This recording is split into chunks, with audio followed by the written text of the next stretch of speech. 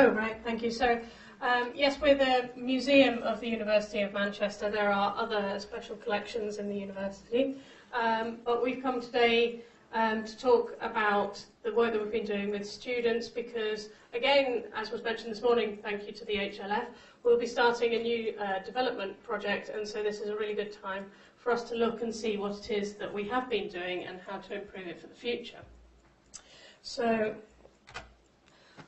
we're going to do a quick whiz through some of the projects that we've done with our own university students. We do quite a lot with others in Greater Manchester and other universities around the northwest.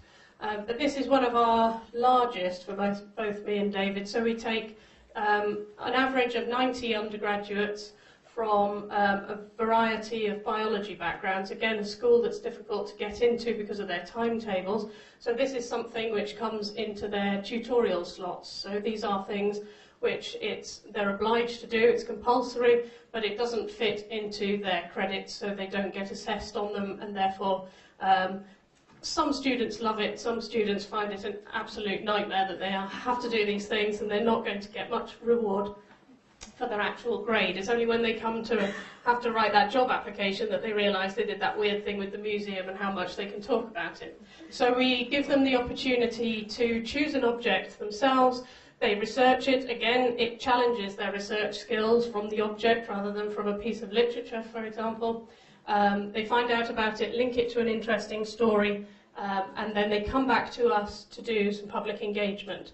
So either that's on a table as their lab group with a big theme like extinction or climate change, or they give short talks and have, hopefully, quite a lot of fun. The challenge is for us, really, the scale of everything, and then also that sense that some of them love it, some of them really just find it a complete drag. And because their tutors often also see it as an opportunity to pass on to us, and that they can, go off and have a cup of tea and not necessarily get all that engaged. So for the future, this project's been running about 4 years, is to try and get the academic staff to work with us a bit more as well, and maybe to work on something being slightly less ephemeral than a public engagement activity. So the next one then is, again, this is coming from the university side of things. So this was the Employability and Careers Service coming up with a scheme to give students work skills, particularly in very biological, detailed curatorial practices. I'm going to hand over to David to tell you more. Hello. So this was a great project that worked very closely with about 20 different students. But to be honest, it had a lot of challenges as well, mostly because of quite a significant mismatch between what the different groups wanted to get out of it. So the Faculty of Life Sciences, who originally set it up, wanted to set it up as employment skills. The students, to be honest, mostly wanted to do exhibitions, which we couldn't really offer. And the other challenge was it was quite limited on what we could offer from the museum. It was quite a big group to do things like pinning insects and things like that. So didn't really give what we wanted from the scheme as well. So more recently, we've been working on 2 really nice projects that we've learned an awful lot from previous projects.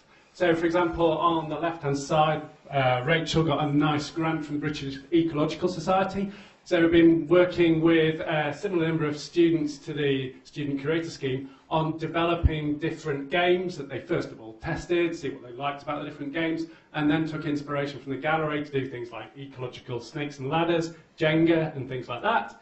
Been really great to try in the gallery. And we've also done a student dino club. So we've got a fantastic near complete dinosaur that we've had in the collection for a few years, and then the students have basically led themselves to curate, catalogue and scan this fabulous dinosaur with the view that it will be put on display very soon. And that's pretty much all our time. Thank you very much. All right.